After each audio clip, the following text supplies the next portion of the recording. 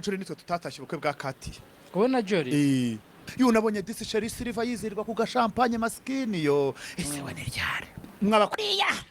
Buriya Danesi katasezeranye na Kata mu murenge we mwigeze babona amafoto mu murenge. Yego ye.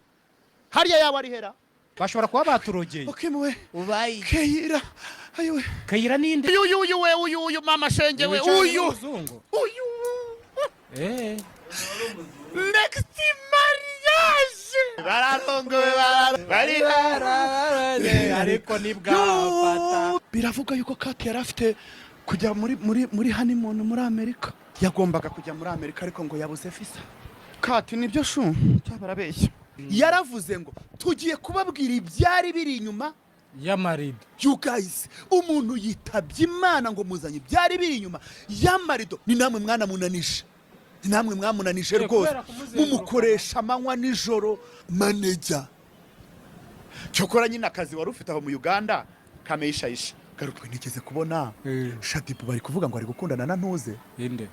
Na Ishkevin. Havise. Ko nabyumvise da. Navuze n'abakobwa baba barasabagiye baba barabonetse. Aramenya najya Tanzania hari umurongo utarengwa. Ariko Isimbi Kristera uramenye. Rukina nabyo. Musaza n'umujene nukorewe. Ariko nakwandikira Sheri uzagenda uri Umusubize ugenda uri wese. Uzagenda nawe uri wese ugenda ukoreyo nawe iyo kanza ariko wabaye ute. Yekubikira Mariya ngiri muwe. Ariyeri weyizi. K8 Kavuyo.